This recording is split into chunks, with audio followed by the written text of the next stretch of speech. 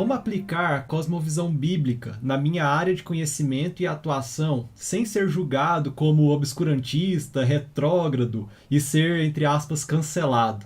Pô, Ou foi cancelado hoje, não tem jeito não, rapaz. Ai, ai, não tem jeito, a resposta é essa, não tem jeito, acabei de ser cancelado, vamos dar as mãos aqui, vamos juntos. Cara, veja bem, quem fez a pergunta aí, Kaique? Marcos. Marcos. Cara, eu diria para o Marcos o seguinte, Marcos, eu entendo que Reverendo, deixa eu só te contextualizar, que às vezes, enquanto você vai respondendo, para você aplicar, o Marcos, ele é psiquiatra, médico psiquiatra. Ok, excelente. Marcos, eu entendo que há um espaço para essa preocupação e eu pretendo lidar com ela, tá? Eu vou responder a sua pergunta. Mas eu não posso deixar de apontar um risco que essa preocupação algumas vezes tem, que é o risco dela ser o resultado de motivações inadequadas, equivocadas.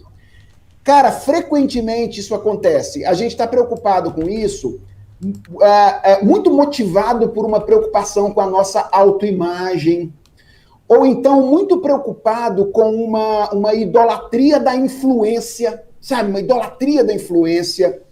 E veja bem, se você me conhece um pouquinho, você sabe que eu não tenho uma visão monástica da relação entre o cristão e a cultura, não é? Eu estou envolvido com a cultura de maneira muito intensa. Eu entendo que a gente deve trabalhar na medida do possível, para que a cultura seja impactada, transformada pela beleza, verdade, justiça que existe no Evangelho. Mas deixa eu ser muito honesto com você e dizer uma coisa.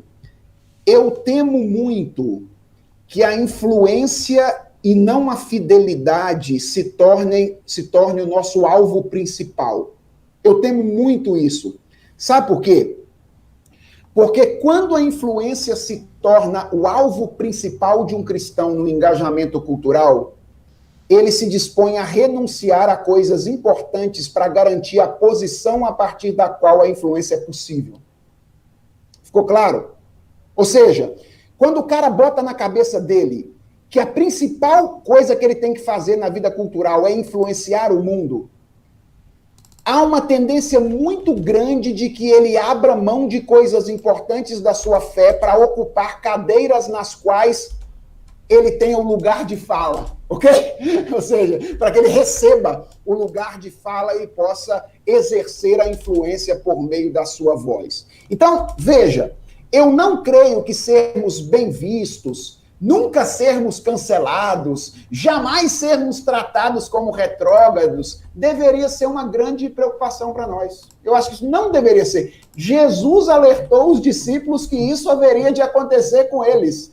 E disse para eles o seguinte, quando isso acontecer com vocês, fiquem felizes, alegrai-vos. Ele diz, alegrai-vos quando por minha causa vos perseguirem, vos injuriarem, porque isso é uma evidência de que vocês colaram o nome de vocês com o meu, ok? Na verdade, eles odeiam a mim, e eles estão perseguindo vocês. Então, Marcos, eu não sei se é legal isso que eu tenho para te dizer, mas eu quero dizer uma coisa. Ao longo da história, Deus glorificou o nome dele várias vezes através de pessoas que derramaram sangue. Ok? Deus glorificou. Veja, ele também glorificou o seu nome através de gente que exerceu muita influência na cultura? Sim, exerceu. Glorificou. Mas ele, cara, glorificou através de várias pessoas que derramaram o sangue deles. E eu não estou falando só de derramar sangue, literalmente. Estou falando de gente que ficou esquecida, por exemplo, porque resolveu ser fiel a Deus na sua área de atuação. Então, minha primeira palavra ao Marcos aqui é, Marcos, eu entendo a sua preocupação e eu vou te ajudar nisso, mas não faça disso o seu alvo maior na sua vida. Se tiver que ser cancelado por amor a Cristo, seja cancelado. Se tiver que ser perseguido por amor a Cristo, seja perseguido. Se tiver que derramar o sangue por amor a Cristo, derrama o sangue. Ok? Agora, há um espaço para essa preocupação, porque eu acho que a gente não deve envergonhar o evangelho pela nossa tolice, ok? Nem pela nossa agressividade. Então, eu acho que há um lugar aí para preocupação. Então, as minhas dicas nesse caso são as seguintes. Primeira dica, Marcos. Primeiro verifique se você não está sendo tolo mesmo. Ok? Primeiro verifique. Por quê? Porque às vezes a gente é, cara. Às vezes a gente é. Às vezes a gente fala muito sem saber das coisas. A gente adora esse negócio. Porque Deus revelou a palavra dele para nós e a gente tem contato com a palavra dele, aí às vezes a gente se acha... crente tem essa mania, né? De se achar no direito de falar como autoridade sobre absolutamente todas as coisas. Então, veja, às vezes a gente é taxado de tolo por birra do mundo. Outras vezes a gente é taxado de tolo com razão, ok? Então verifica primeiro se você não está sendo taxado de tolo com razão. Se você chegou à conclusão que não está, então aqui vem minha segunda dica.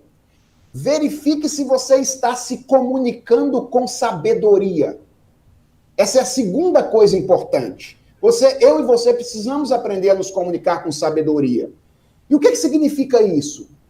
Cara, seria muito bom se a gente vivesse num mundo, numa sociedade, em que todo mundo reconhecesse a Bíblia como revelação de Deus, em que nós pudéssemos apelar à autoridade da Bíblia no meio de uma controvérsia, com boas chances de resolver essa controvérsia na qual nós estamos envolvidos. Mas, meu irmão, não é assim no mundo, entendeu? A gente não vive num mundo em que as pessoas reconhecem a Bíblia como palavra de Deus, etc. e tal. A verdade é que na esfera pública, nós conversamos o tempo inteiro com gente que não crê na Bíblia.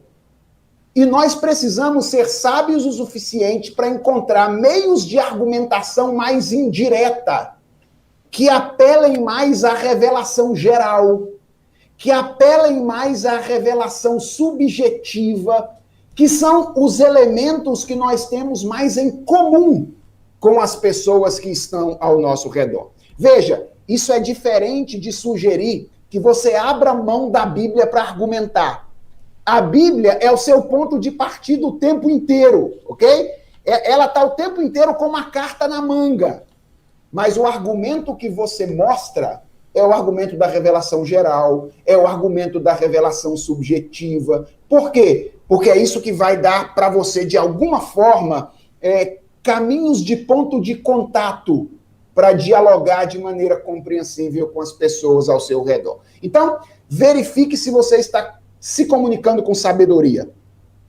E terceira sugestão, verifique se você está se comunicando com gentileza. Gentileza. O Alistair McGrath tem um livro sobre apologética chamado Apologética Pura e Simples. Quase não é uma cópia do livro do Lewis, né, o título. Quase não é um plágio do livro do Lewis. Apologética Pura e Simples. É um plágio declarado. E o McGrath diz um negócio fantástico no livro. Ele diz assim, eu não sei se são exatamente as palavras, mas é mais ou menos isso. O evangelho, ele só deve causar dificuldades por sua natureza e conteúdo intrínsecos, ele diz. Nunca pela maneira como ele é anunciado. Eu acho isso fabuloso. Se o evangelho tiver que causar ofensa, é isso que o McGrath está dizendo, que seja pelo conteúdo e natureza intrínsecos do evangelho, e não pela maneira como eu e você comunicamos o evangelho. A nossa comunicação dele precisa ser a comunicação mais gentil que a gente pode fazer às pessoas. Então, minha resposta resumida, não faça disso a sua preocupação maior, ok? Não ser cancelado, não viva em função disso, mas procure agir com profundidade, com sabedoria e com gentileza. Eu acho que as chances diminuirão do cancelamento se você agir dessa maneira. Mas isso não é nenhuma garantia de que você não será cancelado. Eventualmente você será. Agindo assim, outras vezes não agindo, porque você não vai conseguir agir assim sempre, né? Então, outras vezes, por culpa sua mesmo, você vai ser cancelado. Ok?